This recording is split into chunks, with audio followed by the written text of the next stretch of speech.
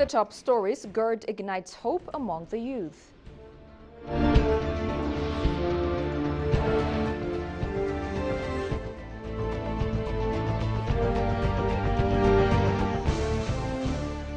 And Ethiopia rejects Egypt's GERD claims at the UN Assembly.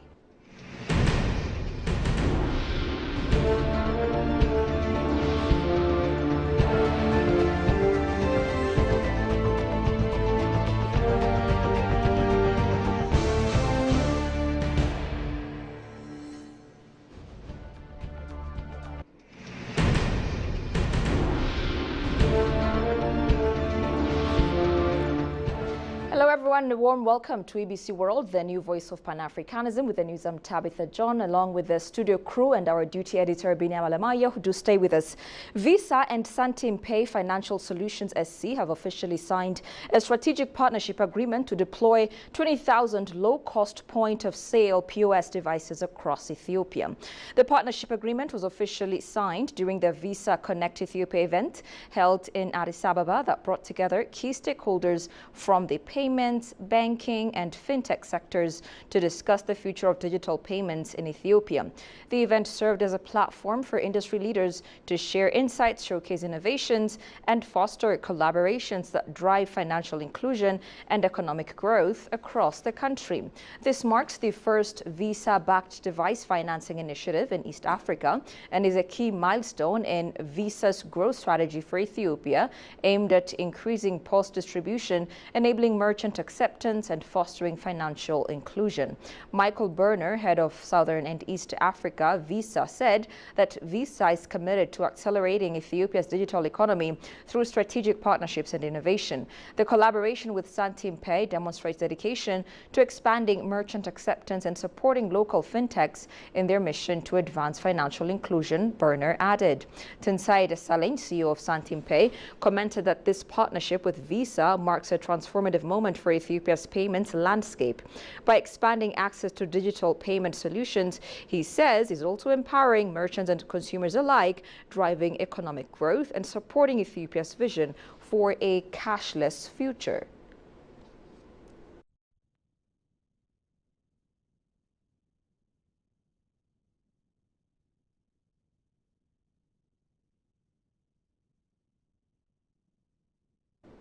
The Grand Ethiopian Renaissance Dam is igniting hope among Ethiopia's youth, inspiring dreams of a brighter future and greater opportunities ahead.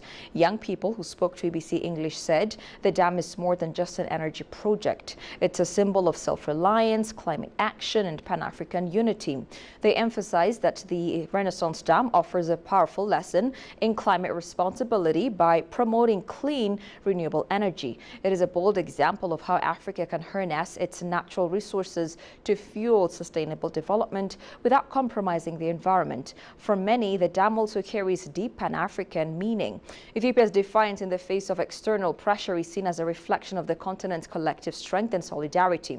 The youth believe the project proves one thing clearly: when Africans stand united, they can shape their own destiny. Goshu Meliso gathered their voices. Take a listen to what they had to say. The Grand Renaissance is has a huge meaning for me as an Ethiopian, because I remember when I was back in elementary school, we used to collect timber every month for the dam, and then I think it shows that Ethiopia is still not a colonizable country, an independent power that's moving forward with the youth these days.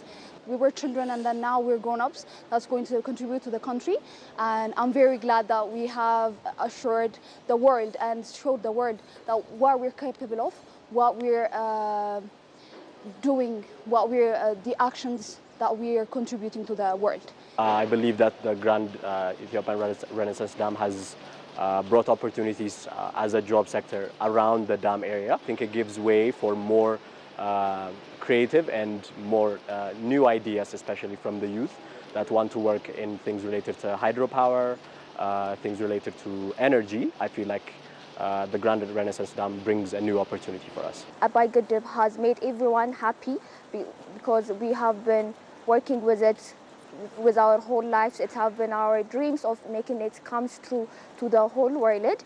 the one of the actually the opportunities that will give to any teenage young people like me is it will help us know more about cultures, about Ethiopia. It is one of the greatest things that's happened through many of the years that has let every Ethiopian people be happy with it.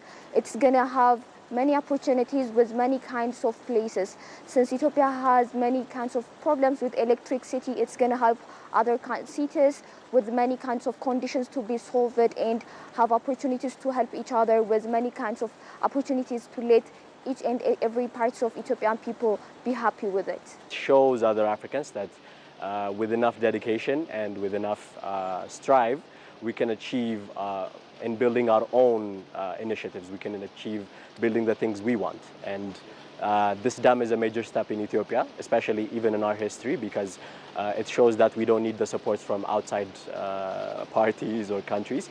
It shows that if we want something and if we back it up enough, then we can build something that can especially make a big difference in the country's economy, in the way we handle energy, and the way we handle our consumption. It teaches that to a lot of African countries that want to take that step. In relation to Grand Renaissance, we showed that we have the local ability. We are independent again.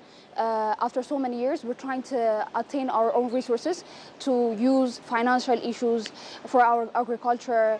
So this shows that we're trying to be independent through our decisions when it comes to finance, economics, and even political decisions.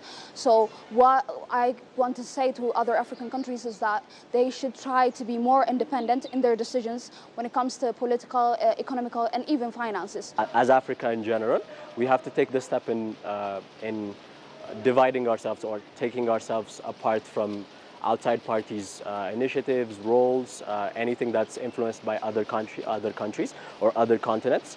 We should step away from that and try to make decisions by ourselves.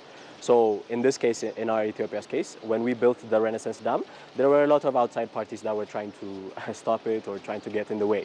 And us powering through and building something that is as big as this, it shows other African countries that if we decide for ourselves as Africans, if we negotiate as Africans and not outside parties or other people, we can take the step in building things that we want without the influence of other countries or without the influence of other people. So Pan-Africanism it truly becomes a Pan-Africanism because there are no outside parties that are negotiating or mitigating whatever we have to do.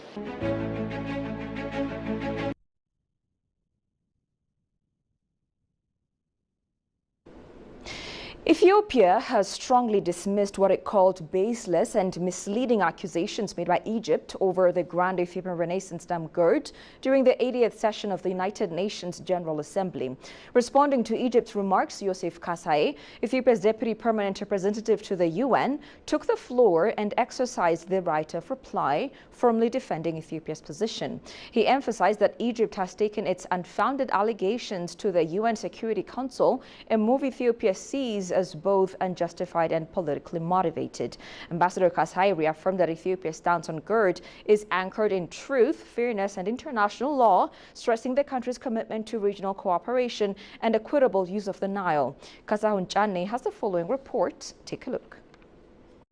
Ethiopia has firmly rejected what it described as unfounded claims made by Egypt regarding the Grand Ethiopian Renaissance Dam GERD during the 18th session of the United Nations General Assembly. Ethiopia's deputy permanent representative to the UN, Ambassador Yosef Kasai, exercised the right of reply in response to remarks from Egypt's representative in the Assembly's general debate. Ambassador Yosef underscored that Egypt's claims against the GERD have also been communicated to the UN Security Council despite being baseless and misleading. He said Ethiopia has consistently provided responses grounded in truth, principle, and international law. The unfounded claims we heard here today are also communicated to the Security Council. Ethiopia has provided a considered response based on truth and lessons from our knowledge of Egypt's baseless claims. Our position remains principled and clear. The Nile River ties Ethiopia, Egypt, and the 9 other countries of the Nile Basin with a natural bond. Ethiopia has taken all steps to preserve this bond. The contrast between Ethiopia's long-standing policy of cooperation and Egypt's continued hostility is starkly clear. Ethiopia abides by the international law principle of equitable and reasonable utilization in its use of the Nile River. Ethiopia criticized Egypt for attempting to enforce so-called historic rights rooted in colonial-era treaties that excluded most Nile Basin countries. Ethiopia advances basin-wide cooperation along with its sisterly co-riparian countries. Egypt pushes for colonial-era bilateral commission that grants it unfettered authority over 10 African countries. Ethiopia seeks to develop the water to protect the human rights of our people for an adequate standard of living, to ensure access to clean drinking water, food and electricity to power our homes, schools, hospitals and factories. He also recalled that Ethiopia had engaged Egypt throughout the goods planning and construction process, in contrast to Egypt's unilateral construction of the Aswan High Dam, which displaced communities and destroyed ancient civilizations. Despite multiple rounds of negotiations, Ethiopia noted that Egypt has repeatedly thought unreasonable concessions without demonstrating a genuine interest in a mutually beneficial agreement. Highlighting Ethiopia's commitment to peace and regional integration, he accused Egypt of undermining these efforts by fueling instability in neighboring countries through arms shipments and political conference. Several rounds of negotiations have been held between Ethiopia and Egypt. Egypt tried to extract unreasonable concessions from Ethiopia without any genuine desire for a win-win solution. Egypt's representatives have not shown any inclination to produce a consensus outcome. Its entire focus is to get other Nile riparian states to recognize its claims for colonial-era entitlements and full control of the Nile. Ethiopia's dam is the first of many, not only in Ethiopia but also in the wider Nile Basin region. There has to be a lesson from the past to chart a positive future, a more collaborative future. Hostility only breeds divisions, wastage of resources, and missed opportunities for joint development. Ethiopia has redoubled its efforts to ensure regional peace and security, shoulder to shoulder with its neighbors to restore peace, advance integration and economic development, and in the fight against terrorism. Ethiopia further criticized Egypt for attempting to internationalize the good issue, calling it an effort to exploit the United Nations platform for narrow political purposes and to deflect from its own internal and regional challenges. Concluding his remarks, Ambassador Youssef called on Egypt to abandon hostile approach and instead play a constructive role in fostering regional cooperation. Hostility only breeds division and missed opportunities, which is why Ethiopia remains committed to building a future of shared prosperity with all Nile Basin countries.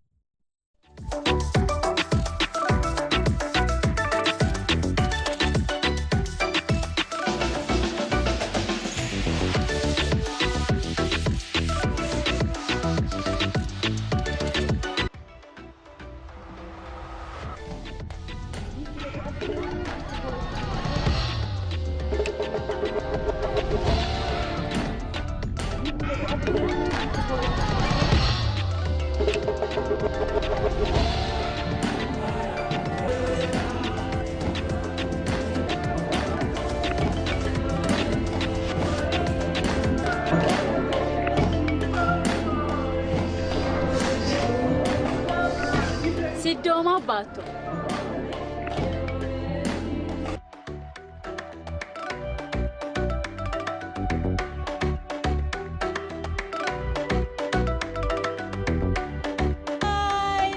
Welcome from the capital city of Jijiga. here in the Somali region of Ethiopia.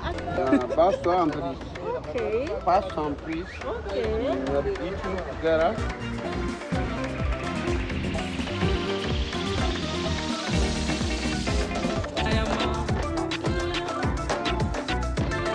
Mursi with their striking traditions.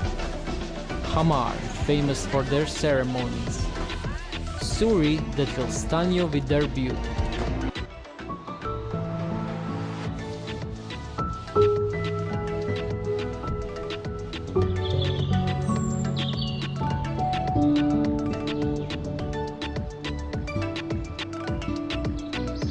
The Halala Kella Resort is part of the Quaysha Cluster's Dine for Ethiopia flagship initiative.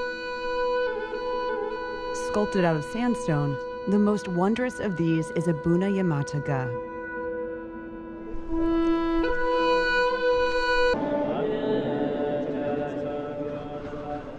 History and civilization started in Aksum. The tallest looms 27 meters above the cemetery.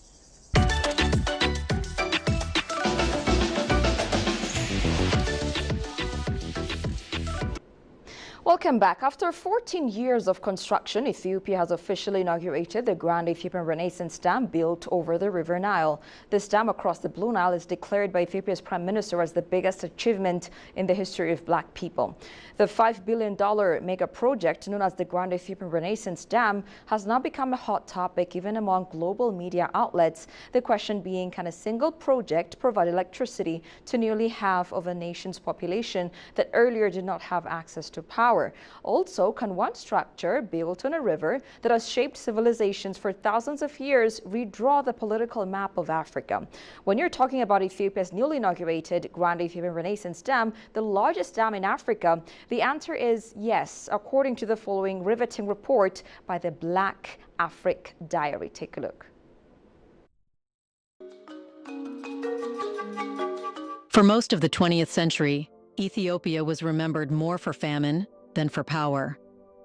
The images of starving children in the 1980s cemented a stereotype that Ethiopia, and by extension much of Africa, was dependent, fragile, and incapable of shaping its own destiny. That story has now been dramatically overturned. Rising proudly on the Blue Nile, just 28 miles from the Sudanese border, stands the Grand Ethiopian Renaissance Dam, or GERD, a $5 billion engineering marvel that has lifted Ethiopia from the periphery of global influence into the spotlight of African power politics. At nearly 500 feet high and backed by a reservoir so vast it has been nicknamed Dawn Lake, the GERD is more than just a dam. It is a statement of intent. With a generating capacity of 5.15 gigawatts, it is the largest hydroelectric facility in Africa and among the top 20 worldwide. For a nation long constrained by chronic energy shortages, this means more than electricity. It means transformation. Entire regions that once went dark at sunset now anticipate steady power. Industries, long starved of reliable energy, look toward expansion. Neighboring states, too, see the promise of imported Ethiopian electricity flowing across new trade corridors. But the boldness of GERD lies not only in its scale, but in how it was built. Unlike other megaprojects in Africa, which often rely heavily on the World Bank, IMF, or Chinese credit lines, Ethiopia financed the dam largely on its own. When Western lenders withheld support, largely under Egyptian pressure, Addis Ababa turned inward. Government bonds were issued to civil servants. Farmers gave up portions of their incomes. Teachers sacrificed parts of their salaries. Taxi drivers contributed small but meaningful sums. Most dramatically, the diaspora poured remittances into the project, not for family upkeep, but for a dam they might never see. This was not top-down financing. It was a grassroots industrial revolution. And against all odds, it worked. The symbolism is impossible to ignore. Ethiopia, once the poster child of dependency, has now built a project powerful enough to electrify the Horn of Africa without external masters. It has sent a clear message to the world that Africans can build without begging. Here's a quick recap of the stories making headlines before I go. GERD ignites hope among the youth.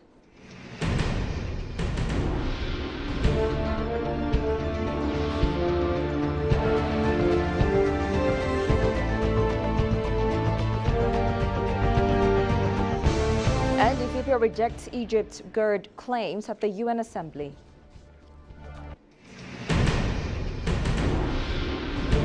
That's all we had for this hour's news edition. I'm Tabitha John. Many thanks for watching. Goodbye and take care.